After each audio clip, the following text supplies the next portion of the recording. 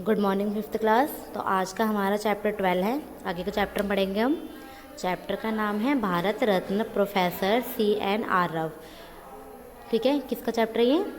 Bharat Ratna professor CN Rao. इनकी जीवनी है, ये जीवनी के बारे में दिया हुआ है इनकी। सबसे पहले प्रस्तावना है, भारत रत्न से आप क्या समझते हैं? प्रतिबिंब, क्या आप स्वयं को भारत रत्न से पुरस्कृत करवाना चाहेंगे? थर्ड में है परिकल्पना, यदि आपको प्रोफेसर CN राव से मिलने का अवसर मिले तो आप उनसे क्या प्रश्न पूछेंगे? ठीक है, आप चैप्टर स्टार्ट करते हैं। जाने माने वैज्ञानिक प्रोफेसर CN राव देश के सर्वोच्च मतलब होता है बड़ा, नागरिक सम्मान भारत रत्न से सम्मानित, देश के ही नहीं दुनिया के प्रख्यात मतलब होता है प्रसिद्ध रसायनविद का मतलब केमिस्ट्री। उनका पूरा नाम चिंतामणि नागेश रामचंद्र राव था। क्या नाम था?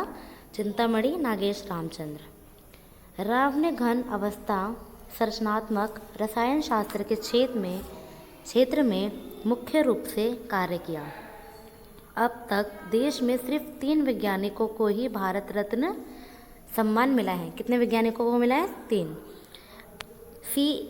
CV रमन को 1954 में, डॉक्टर APJ अब्दुल कलाम को 1957 में भारत रत्न दिया गया था। कब दिया गया था? जो CV रमन को 1954 में और APJ अब्दुल कलाम को 1957 में। CN राव देश के ऐसे पहले वैज्ञानिक हैं जिन्हें देश के करीब 60 विश्वविद्यालय ने डायरेक्टर की मान उपाधि की। कितने? 60। तथा वे अब तक 1500 से ज़्यादा शोध पत्र लिखकर प्रकाशित कर चुके हैं। साथ ही विज्ञान से जुड़े विषयों पर करीब 45 किताबें लिख चुके हैं। किस पे लिखी उन्होंने 45 किताबें? विज्ञान के ऊपर, विज्ञान के विषय से। ये किताबें रसायन शास्त्र पर ही नहीं बल्कि बच्चों में विज्ञान के प्रति चेतना जगाने को लेकर भी लिखी गई है।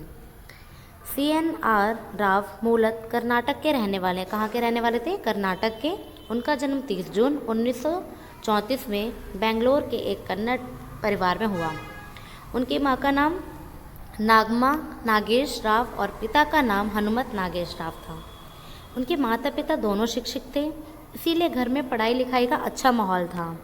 उन्होंने आचार्य पाठशाला से जब 1947 में प्रथम श्रेणी में हाई स्कूल पास किया तो उसी दौरान उनका झुकाव रसायन विज्ञान में होने लगा।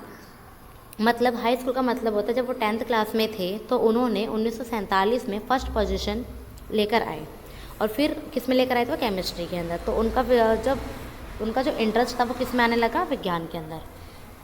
जब वे पढ़ रहे थे तो उस दौरान आज़ादी के लिए संघर्ष चल रहा था। जब उनकी पढ़ाई हो रही थी तो आपको भी पता है जब हमारा देश आज़ाद हुआ था 15 अगस्त 1947 को, तो उसी टाइम उनका क्या संघर्ष चल रहा था।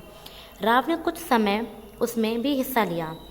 स्वतंत्रता संघर्ष के दौरान वे पंडित जवाहरलाल नेहरू एवं डॉक्टर सर्वपल्ली राधाकृष्णन से बेहद प्रभावित हुए। 1946 में नोबेल पुरस्कार विजेता CV रमन ने उनके स्कूल का दौरा किया। CV रमन ने उन्हें नई प्रेरणा मिली। बाद में राव को उनकी प्रयोगशाला देखने का अवसर भी मिला। किसे मिला था प्रयोगशाला देखने का अवसर? राव को। मैसूर विश्वविद्यालय के सेंट्रल कॉलेज से 1951 में उन्होंने 17 साल की उम्र में प्रथम श्रेणी BSc किया, जबकि MSc करने के लिए वे काशी विश्वविद्यालय बनारस गए। ठीक है, 1951 में उन्होंने क्या किया था? 17 साल की उम्र में जब प्रथम श्रेणी में BSc की, उसके बाद उन्होंने MSc की, फिर वो काशी विश्वविद्यालय कहाँ चले गए? बनारस में। PhD की उपाधि उन्होंने अमेरिका के पेड्रू विश्वविद्यालय से 1958 में ली थी। उसके बाद उन्होंने PhD करने के लिए कहाँ गए? अमेरिका के पेड्रू विश्वविद्यालय से 1958 में ली। इसके बाद वह वापस बेंगलोर लौटे। वह एवं भारतीय विज्ञान संस्था IISc में 500 रुपये प्रति माह पर लेक्चर की नौकरी करने लगे। कितनी सैलरी मिलती थी उनको उस टाइम पे? 500 रुपये। और किसकी नौकरी करते थे वो? लेक्चर की। मैसूर विश्वविद्यालय से उन्होंने 1961 में DSSc की उपाधि ली। 1963 में राव IIT कानपुर में शिक्षक बने। कहाँ बने थे? कानपुर के अंदर शिक्षक बने। कब? कौन से सन में? 1963 में। IIT कानपुर में महज 29 साल की उम्र में वे रसायन विज्ञान विभाग के प्रमुख बन गए। IIT कानपुर को 1976 तक उन्होंने अपनी सेवा दी। कब तक वहाँ तक उन्होंने पढ़ाया? 1976 तक। इस बीच 1964 में उन्हें CV रमन ने इंडियन साइंस एकेडमी का फेलो नियुक्त किया। वे फिर बेंगलोर लौट आए और 1976 में IIT में स्ट्रक्चरल केमिस्ट्री यूनिट स्थापित की। इसके बाद 1984 में Jawaharlal Nehru advance research centre की स्थापना की। किसकी स्थापना की थी? Jawaharlal Nehru advance research centre की। अभी भी राव नए वैज्ञानिक तैयार करने के लिए अपने अहम कार्य में संलग्न है। वह जवाहरलाल नेहरू उन्नत एडवांस वैज्ञानिक अनुसंधान केंद्र बेंगलोर के मानद अध्यक्ष भी हैं, जिसकी स्थापना उन्हीं के प्रयासों से हुई है। वह इस संस्थान में राष्ट्रीय शोध प्रोफेसर एवन लिन पाउल्स विश्वविद्यालय के शोध प्रोफेसर के तौर पर सक्रिय हैं। राव अंतर्राष्ट्रीय पदार्थ विज्ञान केंद्र international centre for material science के निदेशक भी हैं। राव पद्मश्री और पद्म विभूषण पुरस्कारों से सम्मानित किए जा चुके हैं। कर्नाटक सरकार ने उन्हें कर्नाटक रत्न की उपाधि से सम्मानित किया। जो कर्नाटक की गवर्नमेंट थी, वहाँ के जो रत्न होते हैं, जैसे हमारे इंडिया में भारत रत्न पाया जाता है, ऐसे कर्नाटक में कर्नाटक रत्न से उन्हें सम्मानित किया गया। रॉयल सोसाइटी लंदन ने उन्हें ह्यूज पदक से नवाजा है। 2004 में उन्हें भारत का सबसे बड़ा विज्ञान पुरस्कार इंडिया साइंस अवार्ड दिया गया। भारत में कब मिला उन्हें? 2004 में, जो घन अवस्था रासायनिक एवं पदार्थ विज्ञान के क्षेत्र में उल्लेखनीय योगदान के लिए दिया गया। इसी साल उन्हें चीन ने अपने स्वच्छ विज्ञान पुरस्कार से भी सम्मानित किया। वह कई अन्य प्रसिद्ध विश्वविद्यालयों प्रोड्यूसर ऑक्सफोर्ड कैम्ब्रिज के विजिटिंग प्रोफेसर भी रह चुके हैं।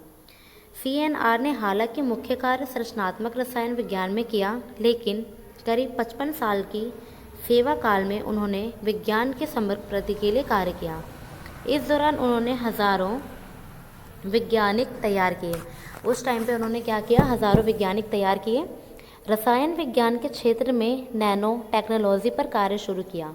किस पर कार्य शुरू किया था उन्होंने? नैनो टेक्नोलॉजी पर, तथा इसमें आगे बढ़ते हुए नैनो मटेरियल तथा हाइब्रिड मटेरियल पर कार्य शुरू किया। उन्होंने उस टाइम पे कई वैज्ञानिक तैयार किए। रसायन विज्ञान के क्षेत्र में नैनो टेक्नोलॉजी पर कार्य शुरू किया तथा इसमें आगे बढ़ते हुए नैनो मटेरियल तथा हाइब्रिड मटेरियल पर कार्य शुरू किया। उन्होंने मटेरियल साइंस एवं स्ट्रक्चरल साइंस के बीच संबंधों को चिन्हित किया। राव का रसायन विज्ञान में बुनियादी शोध था, जिसमें वैज्ञानिक समुदाय खासकर हमारे वैज्ञानिकों की समझ बढ़ी। जब उन्होंने वैज्ञानिक पे सर्च किया तो जो हमारे वैज्ञानिक थे, समुदाय थे वैज्ञानिकों के, जैसे टीम बैठती है, तो उसमें क्या हुआ? लोगों की समझ बढ़ी। उन्होंने वैज्ञानिकों की नई टीम तैयार की। इसीलिए वे कहते हैं, यदि भारत में कठिन परिश्रम करो तो रिजल्ट मिलना तय है। उन्होंने ये भी कहा कि अगर आप अच्छे से परिश्रम करते हैं, कठिन परिश्रम करते हैं, तो भारत के अंदर जो रिजल्ट है वो आपको मिलना तय है। राव ने जीवन में प्रत्येक क्षेत्र में सफलता प्राप्त करने के लिए सफलता के 5 सूत्र बताए। यह सूत्र इस प्रकार थे: अपने सपनों को साकार करने के लिए तीव्र इच्छा शक्ति दिखाएं, कठिन परिश्रम और प्रतिबद्धता से लक्ष्य हासिल करें। दूसरा था, कभी भी सीखने की प्रक्रिया को रुकने ना दें। ये बात हमेशा दिमाग में रहे कि ज्ञान हासिल करने की प्रक्रिया कभी ख़त्म नहीं होनी चाहिए। थर्ड पे था, हमेशा नई अंदरूनी जानकारी लेने की कोशिश करें, सही सवाल पूछने में कभी भी ना हिचकिचाएं। फोर्थ पे था, नेतृत्व प्रदान करने वालों को बारीकी से परखें, उनसे ज़्यादा से ज़्यादा सीखने की कोशिश करें। फोर्थ पे, जिस भी क्षेत्र में काम कर रहे हो, सबसे पहले उसे एक मजबूत आधार तैयार करें। सफलता के शिखर पर पहुंचने के लिए मजबूत आधार बेहद ज़रूरी है। नेक्स्ट है, पेशेवर और निजी जीवन में एक संतुलन बनाए रखें। अपने परिवार के लिए और उन चीज़ों के लिए भी समय निकालें जिनमें आपकी दिलचस्पी है। ठीक है, तो ये थी इनकी जीवनी। किसकी जीवनी थी ये? भारत रत्न प्रोफेसर CNRF की। इस जीवनी को आप अच्छे से पढ़ेंगे और समझेंगे। Thank you.